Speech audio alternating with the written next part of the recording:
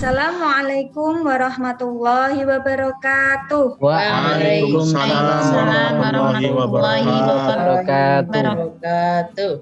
Sebelum pembelajaran kita mulai, mari kita berdoa terlebih dahulu. Silakan selamat untuk memimpin doa. Siap, Bu. Mari kita berdoa bersama-sama, teman. Bismillahirrahmanirrahim.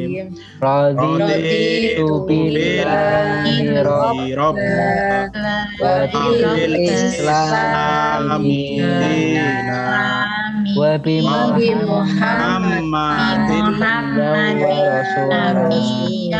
wa rasulah. Rabbi zidni ilma warzuqni fahma. Amin ya rabbal alamin. Sebelum pembelajaran dimulai, saya absen terlebih dahulu. Firin Hadir, Bu. Siti Yahriah Hadirah, Bu. Tifah Jamil Hadirah, Bu. Selamat Hadir, Bu. Ahmad Bayhaqi. Sedang izin ke belakang, Bu. Oh, ya nggak apa-apa. Tadi malam Bu Muhim sudah ngirim video pembelajaran untuk pertemuan hari ini. Sudah dibuka dan dilihat? Sudah, Bu. Alhamdulillah. Untuk pembelajaran hari ini, materi kita tentang kedudukan dan fungsi Al-Quran dalam Islam. Nantinya setelah mengikuti pembelajaran hari ini, peserta didik atau kalian diharapkan yang pertama dapat menyimpulkan pengertian Al-Quran dengan benar. Yang kedua, mampu menjelaskan nama-nama Al-Quran dengan benar. Yang ketiga, peserta didik mampu menyimpulkan fungsi Al-Quran dengan benar. Untuk lebih menambah semangat pembelajaran pada pagi ini, saya akan mengadakan permainan terlebih dahulu. Setuju? Setuju, Bu. Saya suka permainan, Bu. Nanti ketika Bu Muhim bilang gajah, kalian bilang besar, tapi tangannya seperti ini ya. Kecil berarti kebalikan. Kalau Bu Muhim bilang semut, kalian bilang kecil. Iya. Gajah besar. Semut kecil. Gajah besar. Semut kecil. Oke. Untuk menambah semangat hari ini, selanjutnya materi hari ini tentang kedudukan dan fungsi Al-Quran dalam Islam. Siapa yang tahu bagaimana kedudukan Al-Quran dalam Islam? Saya, Bu. Ya. Kedudukan Al-Quran itu sebagai sumber hukum Islam yang pertama, Bu. Oh, bagus. Lalu kenapa ya Al-Quran sebagai sumber hukum Islam yang pertama? Itu karena Al-Quran memiliki kebenaran yang mutlak, Bu. Oh, pintar, buat selamat. Terima kasih, Bu. Nah, selanjutnya untuk materi ini Ibu akan bagikan ke share screen. Silakan dilihat. Nih. Ini gambar apa ya? Kegiatan belajar Al-Quran, Bu. Ini kegiatan belajar Al-Quran. Kenapa harus belajar Al-Quran? Karena Al-Quran adalah pedoman bagi seluruh umat manusia. Pintar. Ini berarti proses belajar Al-Quran, karena Al-Quran adalah pedoman bagi seluruh umat manusia. Lalu Al-Quran itu apa? Al-Quran menurut bahasa itu berasal dari kata kerja qoro'a yang berarti membaca. Sedangkan menurut istilah Al-Quran itu adalah kalamullah yang menjadi mukjizat yang diturunkan ke dalam hati Nabi Muhammad diriwayatkan kepada kita secara mutawatir dan membacanya dinilai sebagai ibadah.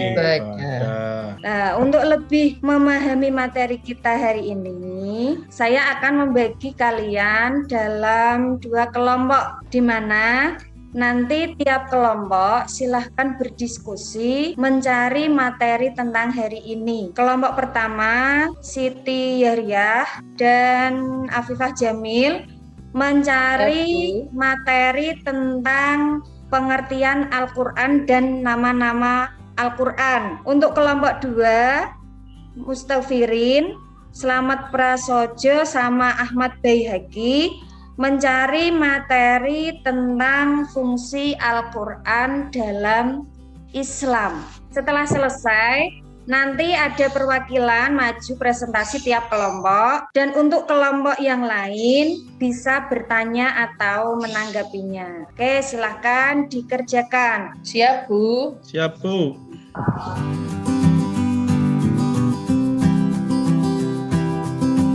Silahkan maju untuk presentasi dari kelompok pertama, bisa perwakilan. Ya, Bu.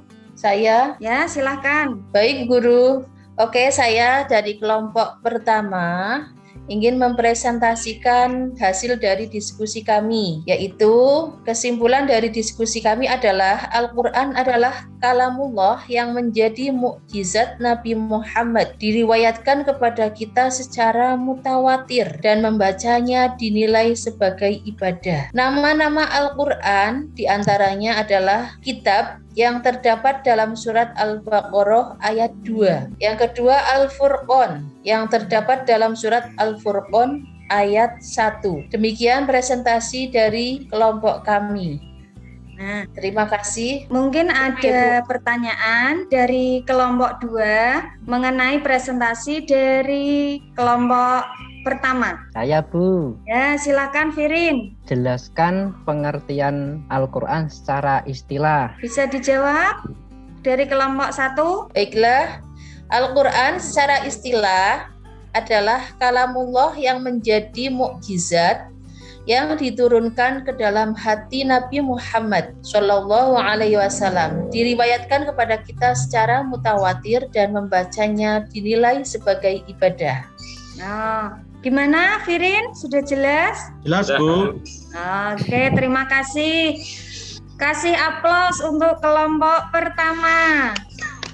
Itu tadi untuk materi hari ini tentang kedudukan dan fungsi Al-Quran dalam Islam.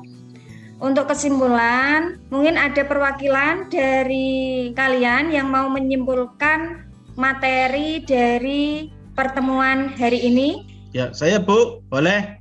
Ya, silakan. Selamat. Ya, kesimpulan dari materi kedudukan dan fungsi Al-Quran dalam Islam itu yang pertama, Bu, kedudukan Al-Quran dalam Islam sebagai sumber hukum Islam yang pertama. Yang kedua, Al-Quran adalah kalamullah yang menjadi mukjizat Nabi Muhammad Sallallahu Alaihi Wasallam, diriwayatkan kepada kita secara mutawatir dan membacanya dinilai sebagai ibadah, Bu. Oke, terima kasih buat Slamet. Nah, untuk mengetahui pemahaman kalian pada materi hari ini, Bu Muhim akan bagikan soal lewat Google Form.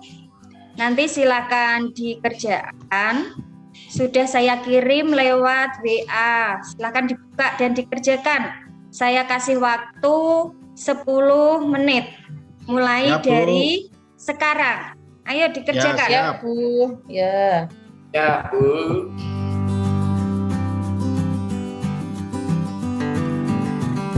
Oke.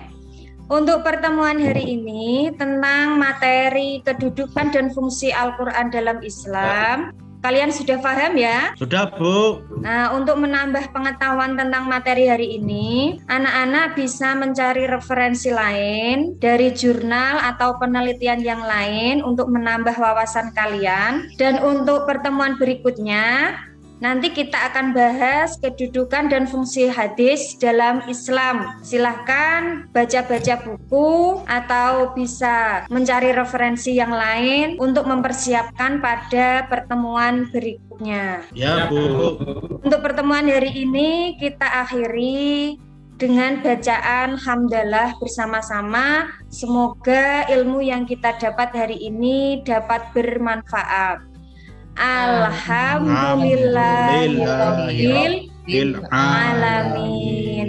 Wassalamualaikum warahmatullahi wabarakatuh. Waalaikumsalam warahmatullahi wabarakatuh.